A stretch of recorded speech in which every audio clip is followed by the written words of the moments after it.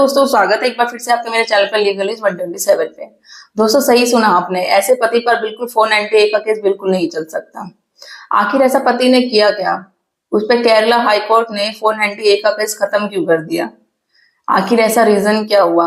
अब ये जानने के लिए आपको वीडियो पूरा देखना पड़ेगा। वीडियो बहुत ही ज्यादा इंपॉर्टेंट होने वाली है, इसकी बिल्कुल मत करिएगा।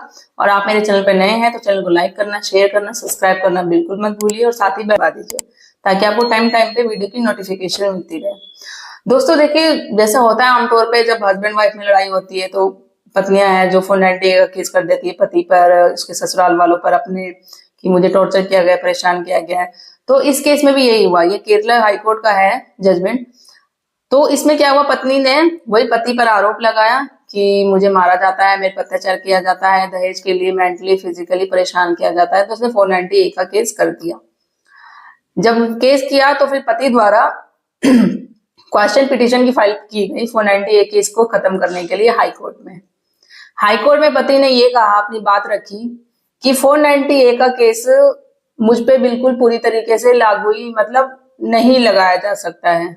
और वो क्यों नहीं लगाया जाता है? 498 का केस पत्नी जब इस्तेमाल कर सकती है, वो धारा जब लगा सकती है पति पे, जब पति द्वारा और उसके परिवार द्वारा पत्नी पर अत्याचार किया जाता है, मारपीट की जाती है, कोई भी चीजें की जाती है, जब वो पत्नी ये धारा का 498 का केस का इस्तेमाल कर सकती है। बट ऐसा मेरे केस में बिल्कुल नहीं है, ऐसा मैंने कुछ किया ही नहीं। क्यों?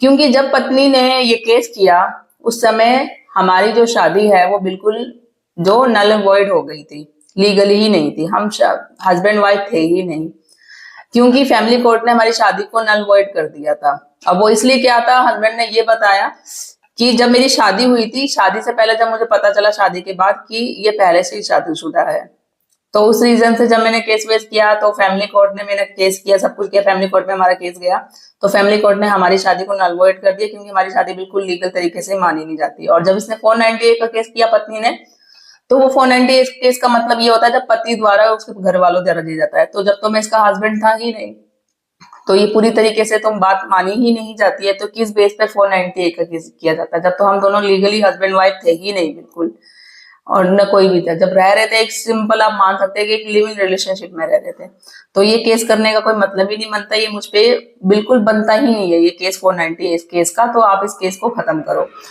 जब हाईकोर्ट ने भी केस की डिटेल देखी, समझा, तो हाईकोर्ट ने भी यही कहा केरला का कि ऐसी शादी, ऐसा पति, मतलब मेन साफ कहा गया है, चाहे वो 498 का केस हो और नया जो हमारा भारतीय न्याय संहिता है 85 BNS, ठीक है, तो उसमें क्लियर किया गया 498 का केस जब पत्नी करती है पति पर, हस्बैंड पे, जब हस्बैंड द्वारा, पति द्वारा, उसके परिवार द्वारा किया जाता है, जब वो शादी पूरी तरीके से लीगल हो, ठीक है, मैरिज पूरी तरीके से लीगल हो, हस्बैंड हो, दोनों हस्बैंड वाइफ हो। अब इस केस में हस्बैंड वाइफ तो इलीगल थे ही नहीं, इनकी शादी भी बिल्कुल मतलब पूरा रिश्ता कोई था ही नहीं, हस्बैंड वाइफ का शादी पूरी तरीके से खत्म हो चुकी थी।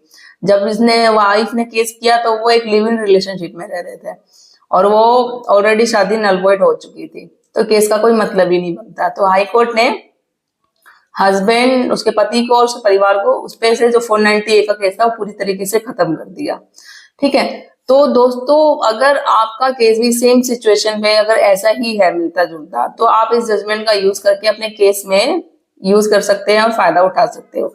जिस शादी बोल कोई तरीके से लीगल ही नहीं है, जिस शादी में कोई रिश्ता ही नहीं है, जो शादी पूरी तरीके से खत्म हो चुकी है, नल वॉइड हो चुकी है, कानून के रूप में वो शादी है ही नहीं अब, तो अगर पत्नी ऐसा केस करती है तो आपको टेंशन लेने की और डरने की कोई बात नहीं है। आप वो केस बिल्कुल खत्म करवा सकते हैं और आप इस जजमेंट का यूज करो, आपको फिर भी और भी फायदा होगा। नॉर्मली सर मतलब यही होता है कि भाई फोन जो भी होता है छोटी मोटी बातें करके, जैसे मैंने पहले भी इससे पहले काफी सारी वीडियो बना रखी है, पत्नियां क्या करती है। अब उसका मेन मोटिव क्या था, अगर इस जजमेंट की हम बात करें, हो सकता है कि भाई अब उसने उसको छोड़ दिया, उसको बाद में पता चला कि भाई मेरी वाइफ थी, ये तो पहले से शादीशुदा थी, इस वजह से उसने अपनी शादी को एक्सेप्ट नहीं किया, कोर्ट में गया, केस किया और इस शादी को खारिज करवा दिया कि भाई ये शादी को खत्म कर दो। फैमिली कोर्ट ने भी वो कर दिया। अब वो हो सकता है उस वाइफ का मेन मोटिव होगा कि भाई उसने ऐसा क्यों किया, उससे बदला लेने की भावना में करने की, तो मैं इस केस के परिवार को छोड़ूंगी नहीं। तो जब शादी कैंसिल हो गई, फिर जब वो केस कर रही है, किस वजह से कर रही है कि बदला लेने की भावना पे, ठीक है। तो वो उसका तो कोई मोटिव ही नहीं बनता। अब कानून इतना थोड़ी ना कि भाई कानून को पता ही नहीं चलता। जब कानून ने कुछ अधिकार बनाए हैं, कुछ सारे राइट दे रखे हैं पति हो या पति को, तो उसका तो आप मिसयूज नहीं कर सकते, दुरुपयोग कर ही नहीं सकते हो।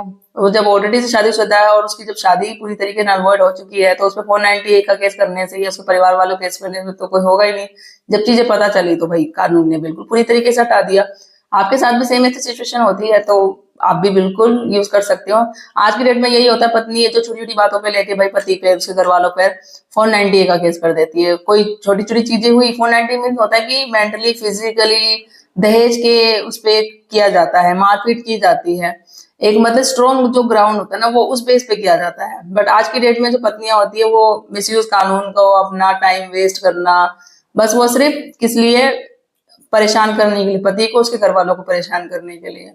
बट कानून, मैंने जो पहली वीडियो बना रखी है आप देख सकते हो मेरे चैनल पे जाके, किसी भी जो छोटी मोटी चीजें होती है ना उसको लेके आप 498 का केस नहीं लगा सकते। उस चीज में भी ये अगर केस अगर छोटी मोटी नोक झोंक पे आपने कर रखा है कि भाई पता है आपकी कोई गलती नहीं है, पत्नी बिना किसी रीजन के छोड़ के चली गई है, लड़ती रहती है भाई, कि पति से लड़ती है, माँ बाप से लड़ती है, हर किसी बात पे लड़ सकती है, और जाके उसने अपने घर पे जाके वहां पे फिर FIR कर दी दर्ज, 498 का केस करवा दिया कि आप देखते हैं इसको मजा जगाते हैं। तो इसमें आपको डरने वाली कोई बात नहीं है। जब पता है ना कोई कोई इंपॉर्टेंट और कोई ऐसा स्ट्रॉन्ग ग्राउंड नहीं है और आपकी कोई गलती नहीं है, तो डरने वाली कोई बात नहीं है। आप जाके अपना 498 का केस खत्म करवा सकते हैं।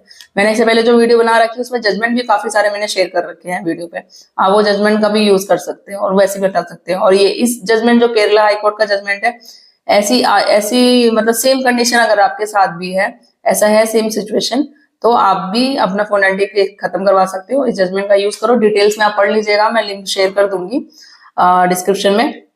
और जो मैं जजमेंट देती हूँ ना उसे आपको मुझे रिक्वेस्ट शेयर करनी है। जब आप रिक्वेस्ट शेयर करोगे तो मैं एक्सेप्ट करूंगी, ठीक है। एक्सेप्ट करने के बाद आप बस एक बार कर दो, बार बार रिक्वेस्ट सेंड मत करो। मैं देख लेती हूँ, जब जैसे मैं फ्री होती हूँ ना उसके बाद मैं एक्सेप्ट कर लेती हूँ, फिर आप दोबारा करोगे तो वो हो जाएगा, ठीक है। काफी लोग बोलते हैं कि भाई मैम ओपन नहीं हो रहा है, ये सारी रीजन है, तो ये आप एक बार रिक्वेस्ट सेंड करके आप छोड़ दो, ठीक है। तो आई होप गाइज आपको ये जो केरला हाई कोर्ट का है जजमेंट कैसा लगा वो जरूर बताइएगा, और वीडियो मेरी ज्यादा से ज्यादा लोगों तक पहुंचाइए, लाइक करिए, शेयर करिए, और कुछ क्वेरी हो तो कमेंट करके जरूर बताइए। और जल्दी मिलती हूँ मैं ऐसे ही इन्फॉर्मेटिव वीडियो के साथ, तब तक के लिए थैंक यू।